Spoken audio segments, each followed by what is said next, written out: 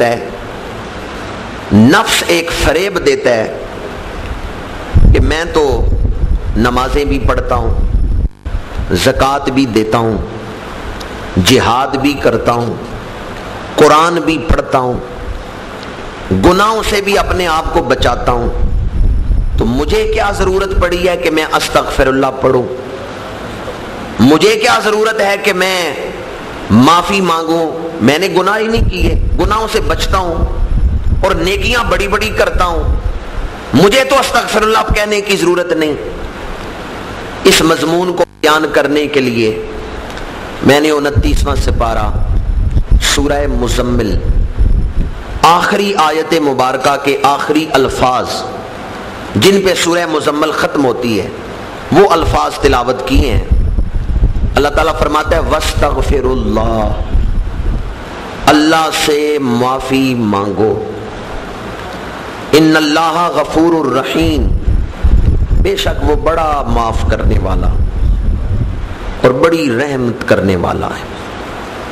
یہ آخری الفاظ ہیں آیت کے، لیکن اس سے پچھلی آیت پڑھ کے دیکھیں تو بڑی بڑی عبادتوں کا ذکر کر کے پھر اللہ نے معافی مانگنے کا حکم دیا۔ نماز کا ذکر اسی آیت میں ہے، یہ آیت ایک لمبی آیت ہے۔ نماز کا ذکر، زکوٰۃ کا ذکر، جہاد کا ذکر، تلاوت قرآن کا ذکر، اپنا مال قرض حسنہ میں دے کے لوگوں کی فلاح کا کام کرنا، اس عبادت کا ذکر، یہ 5 بڑی عبادتیں اس آیت میں بیان کی گئیں۔ اب جو آدمی نماز بھی پڑھتا ہے، زکوٰۃ بھی دیتا ہے، اللہ کے راستے میں جہاد بھی کرتا ہے، اپنا مال بھی خرچ کرتا ہے غریبوں کی فلاح و بہبود کے لیے، قرآن کی تلاوت بھی کرتا ہے باقاعدگی سے، اسے اللہ حکم دے رہا ہے مجھ سے معافی مانگو۔ بڑی آپ کی توجہ چاہوں گا، کوئی آدمی گناہ کرے نا، اللہ بیان کرے اے گناہ گارو معافی مانگو، بات سمجھ میں آتی ہے۔ اے گناہ گارو معافی مانگو، مضمون آسان ہے، بات سمجھ آ جاتی ہے، پر اللہ فرمائے اے نمازیو معافی مانگو، اے زکوٰۃ دینے والو استغفر اللہ پڑھو، اے قرآن پڑھنے والو بخشش طلب کرو، اے جہاد کرنے والو میری بارگاہ میں استغفار کرو۔ یا اللہ نیکیوں کے بعد کیوں حکم دے رہا ہے استغفار کرو؟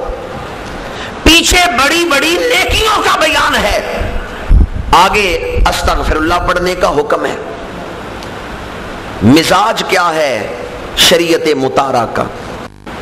نیکیاں کر کے نیکیوں پہ غرور نہ کرنا، نیکیاں کر کے بھی اپنے آپ کو گناہگاروں کی طرح اللہ کے دربار میں پیش کرنا۔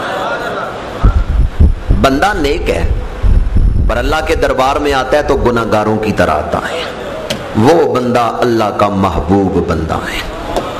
بس یہ بات میں آپ کے سامنے آج بیان کرنا چاہتا ہوں، ہے نیک پر اللہ کے دربار میں کس طرح آتا ہے؟ یہ سورہ مزمل کی آخری آیت کا پیغام ہے۔ بندہ نیک ہے، نمازیں پڑھتا ہے، زکوٰۃ دیتا ہے، جہاد کرتا ہے اللہ کے راستے میں، پر اللہ کے دربار میں آتا ہے تو، اور اگر بندہ ہو گناہگار اللہ کے دربار میں نیکوں کی طرح آئے، اس کا کیا حال ہوگا؟ اللہ تو دیکھتا ہے نا میرا بندہ ہے کیا اور بنتا کیا ہے۔ ایک نفسیات ہے کہ عام طور پہ ہم جو کچھ نہیں ہیں وہ بننے کی کوشش کرتے ہیں گناہگار، پر مسجد میں آئیں گے تو بڑے تکبر سے چل رہے ہیں، بڑے غرور سے چل رہے ہیں۔ وہ کتنا بدبخت ہے جو عاجزی والی جگہ پہ غرور کر رہا ہے، جہاں آیا ہے اپنی عاجزی پیش کرنے وہاں تکبر کر رہے ہیں۔ مسجد تو اس لیے بنائی گئی اللہ کو سجدہ کرو، اپنی عاجزی پیش کرو، اپنی بندگی پیش کرو، اور جو مسجد میں آ کے صفوں میں یوں کھڑا ہو کہ بڑے تکبر اور غرور سے اور نفس کو پھلا کے کھڑا ہو، جو عاجزی والی جگہ پہ تکبر کرے اس کا حال کیا ہے؟ اللہ دیکھ رہا ہے میرا بندہ ہے کیا اور میرے سامنے بندہ کیا ہے۔ اللہ کو وہ بندے بڑے پسند ہیں، اللہ ان سے محبت کرتا ہے جو ہیں نیک پر کھڑے ہوتے ہیں گناہگاروں کی طرح، ہیں نیک پر اللہ کے دربار میں عاجزی کے ساتھ آتے ہیں۔ اب یہ کیسے ہمارے اندر بات پیدا ہو کہ نیکیاں بھی کریں اور عاجزی بھی کریں؟ ہم بڑی بھی نیکیاں کر لیں، ہماری نیکیاں عیب سے خالی نہیں۔ 15 روزے رکھ چکے ہیں، 16واں رکھا ہوا ہے، کوئی کہہ سکتا ہے کہ میں نے روزوں کا حق ادا کیا، اس طرح رکھے ہیں جس طرح رکھنے کا حکم ہے، میں نے سارے ادب پورے کیے ہیں؟ ہماری عبادت میں عیب ہے، نقص ہے۔ ہماری نظر عبادت پہ ہوتی ہے، عیب پہ نہیں ہوتی۔ چلو کوئی بندہ عیب سے بچ کے عبادت کر لے، پھر بھی کوئی گارنٹی ہے کہ میری عبادت قبول ہو گئی؟ تو نے تو اپنی عاجزی پیش کر دی ہے، پتہ نہیں اس نے قبول بھی کی ہے یا نہیں۔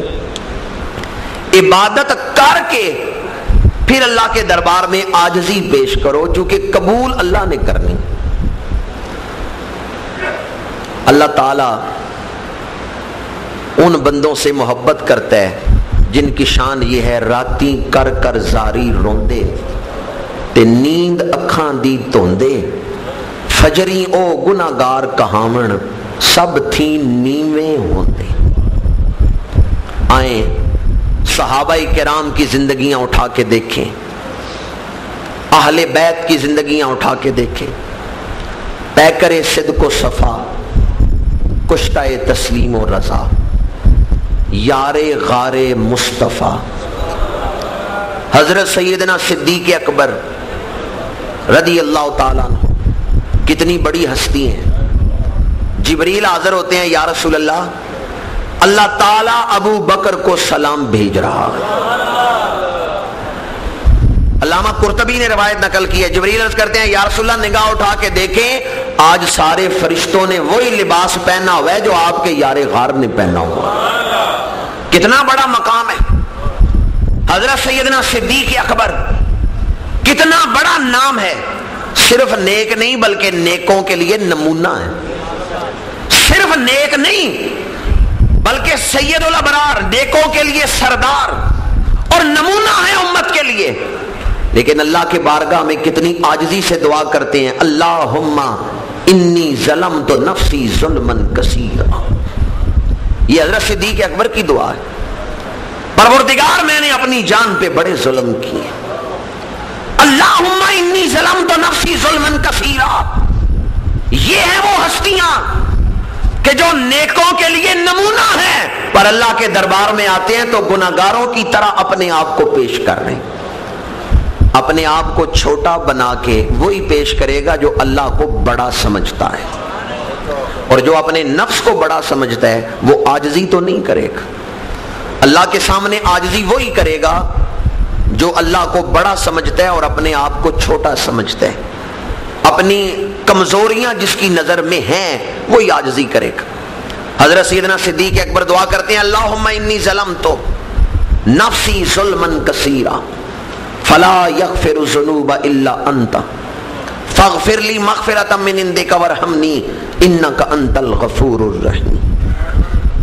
دوسرے خلیفہ حضرت سیدنا فاروق اعظم رضی اللہ تعالی عنہ، شہادت کا وقت قریب آیا، زخمی ہیں، بیٹے کی گود میں سر ہے تو بیٹے سے فرماتے ہیں میرا سر زمین پہ رکھ دو، ننگے فرش پہ میرا سر رکھ دو، مٹی پہ میرا سر رکھ دو۔ بیٹے عرض کرتے ہیں کیوں ابا جان، آپ تو زخمی ہیں اور آپ پر نزع کی کیفیت طاری ہے۔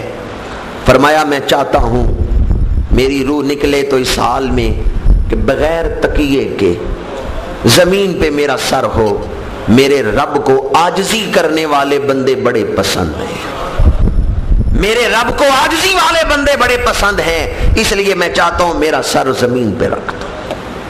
یہ وہ ہستیاں ہیں جو ہیں نیک پر اللہ کے دربار میں عاجزی سے پیش ہوتے ہیں۔ رات کا وقت ہے، کعبہ شریف کا طواف کیا جا رہا ہے، ایک جوان آیا ہے، چہرے پہ نقاب ہے، چہرہ ڈھانپا ہوا ہے، کعبے کی دیوار سے لپٹ گئے اور رو کے دعا کی، مولا میرے گناہ آسمان کے ستاروں سے بڑھ کر ہیں، میرے گناہ